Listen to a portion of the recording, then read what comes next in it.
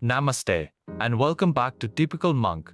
Last class, we followed one trait. Today, we follow two traits at once, the dihybrid cross and Mendel's second great law, independent assortment.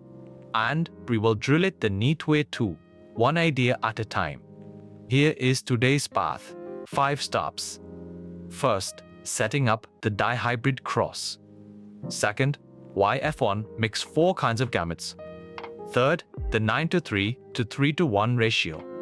Fourth, the law of independent assortment. And fifth, NEET drills, that is, assertion, match, and statement.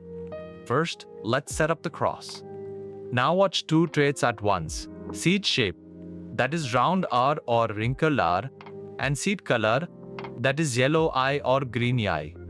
Cross a pure, all the F1 are round yellow, that is rye, both dominant show.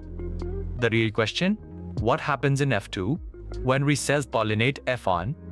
Now the key idea of this chapter. The F1, that is rye, must pack one shape allele and one color allele into each gamete. Each pair sorts independently, so 4 gamete types form, and all 4 are made in equal proportion. 4 gamete types from each parent, that is, a 4x4 grid giving 16 combinations.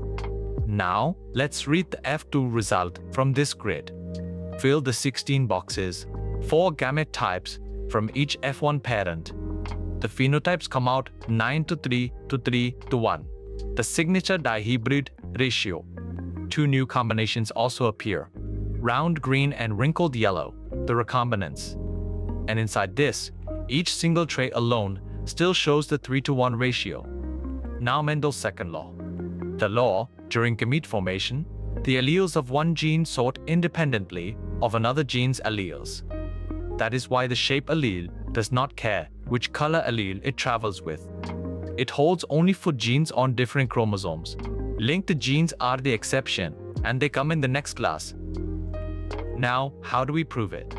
Cross the F ion, that is rye, with a fully recessive parent, that is rye.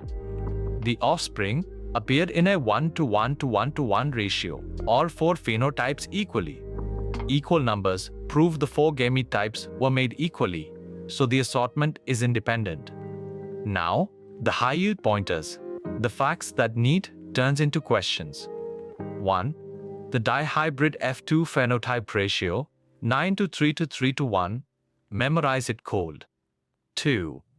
F1 rye makes 4 gamete types, rye equally. 3. Independent assortment holds only for genes on different chromosomes. 4.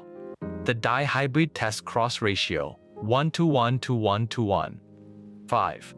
Round green and wrinkled yellow are the recombinant, that is new, types. Now the first drill, assertion and reason. Each time, ask, is it true? Is R true? And does R explain A? First, a dihybrid cross gives a 9:3 to 3:1 ratio, or the 2 gene pairs assort independently. Both are true, and R correctly explains A, so the answer is A. Second, a independent assortment applies to all pairs of genes. R genes on the same chromosome are inherited together. Here, A is false, but R is true, so the answer is D. Third, A and rye plant produces 4 types of gametes. R, each gamete, receives 1 allele of each gene. Both are true, and R explains A, so the answer is A. Now, the second drill, match the column. Make the correct pairing. Dihybrid F2 phenotype, 9:3 to 3:1. Dihybrid test cross, 1:1 to 1:1. Gamete types from rye 4, that is rye. And Mendel's second law, independent assortment. Now the third drill, how many of these statements are correct? Check them one by one. First, a dihybrid F2 shows a 9:3 to 3:1 ratio. This is correct. Second, an RI plant makes only 2 types of gametes. This is wrong. Third, independent assortment needs genes on different chromosomes. This is correct. So the correct statements, 2, that is, the first and the third. Now let's clear the mistakes students fall for. Myth: independent assortment works for every pair of genes. Truth: only for genes on different chromosomes. Linked genes do not. Myth: an rye plant makes 2 gamete types. Truth: it makes 4.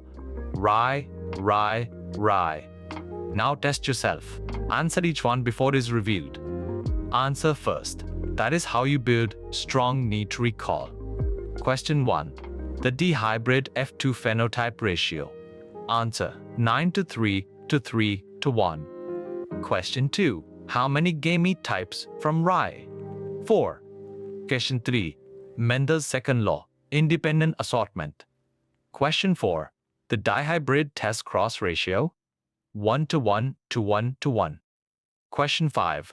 The law fails for genes that are linked, that is, on the same chromosome.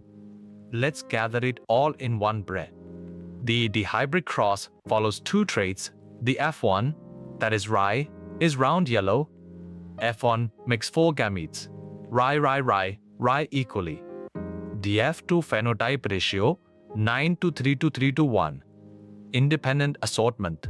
Genes on different chromosomes sort separately. Test cross, 1:1 to 1:1. The recombinants are round green and wrinkled yellow. In the next class, when Mendel's ratios break, incomplete and codominance. See you there.